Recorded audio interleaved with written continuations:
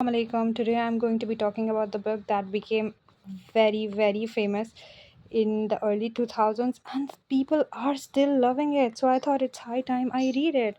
So I read it. It's called Kamil and it focuses mostly on the life of Imama and Salar.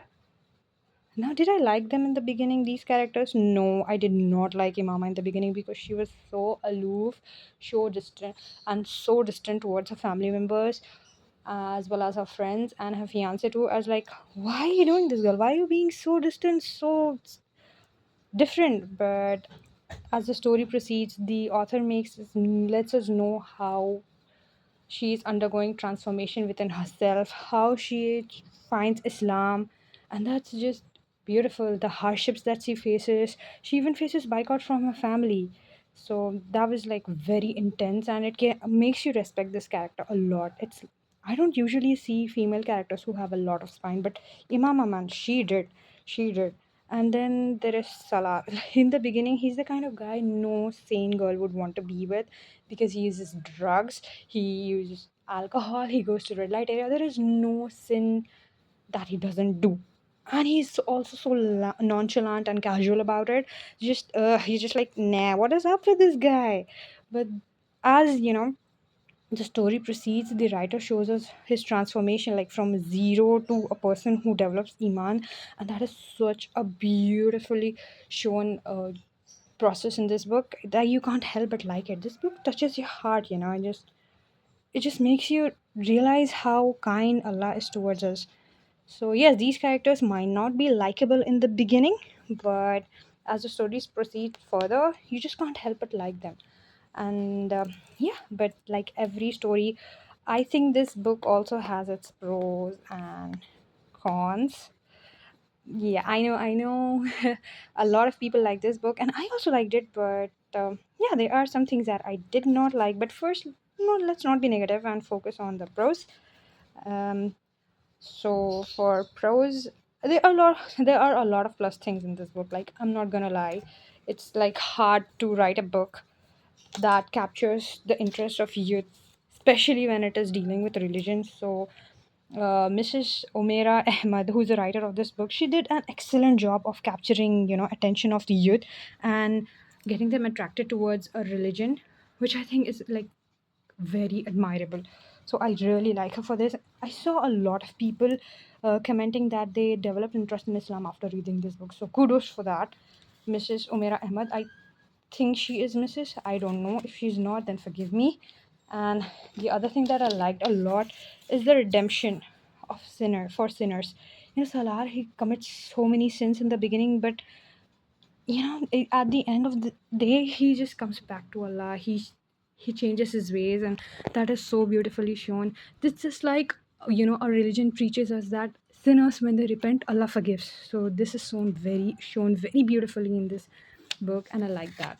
And we also have a strong female character. Yeah, I know I said that before, but I really liked Imama because she was so strong. Like this girl just doesn't give up her beliefs, which I really appreciate.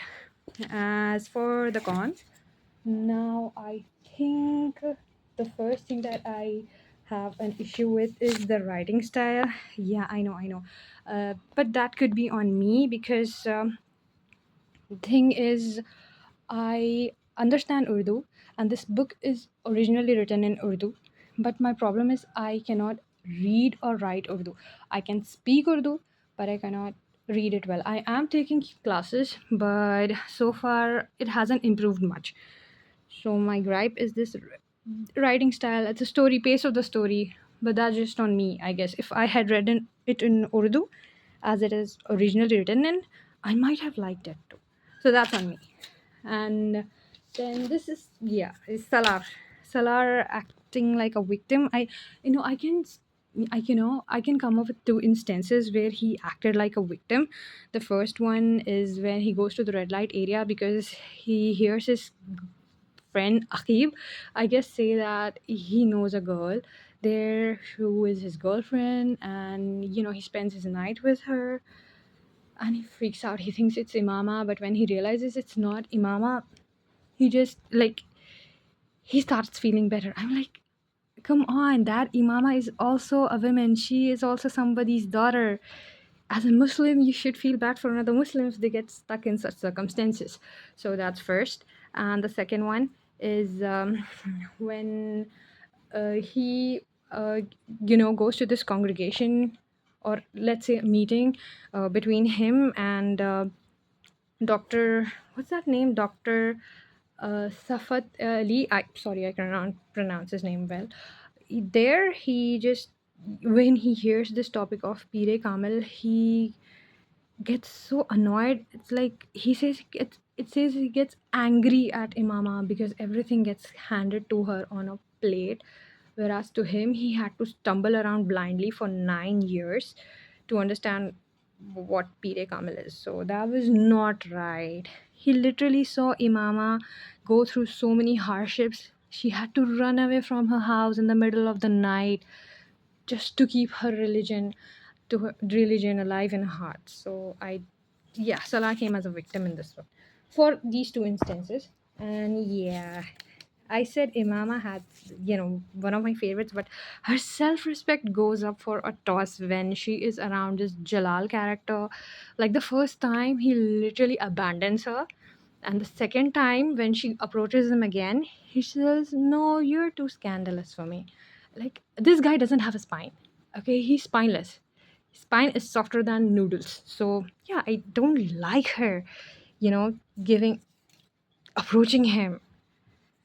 No, no, no. And then the last one is Basit Faryad. If you don't know, he's the guy who narrated the audiobook, and I think he should have been given some credit or a shout out for doing that, because if not for him, a lot of people like me who they are not comfortable with reading Roman English or Urdu, they opted for reading audiobook, for listening to the audiobook, just like I did. And Mr. Basit Faryad, he did an excellent job of giving life to this book. So he should have been given some kind of credit. That's what I think. So these are my thoughts on the story. Do let me know what you think of it. And I also I found out that this book is followed by another book, the sequel, which is Abe Hayat. Should I read about it or not? I am still thinking about it, because I heard that Abe doesn't have much of a religious angle. It is more, more leaning towards romance, which is not exactly my cup of tea. So, should I read it or should I not? Let me know. And please like, comment, share, and subscribe.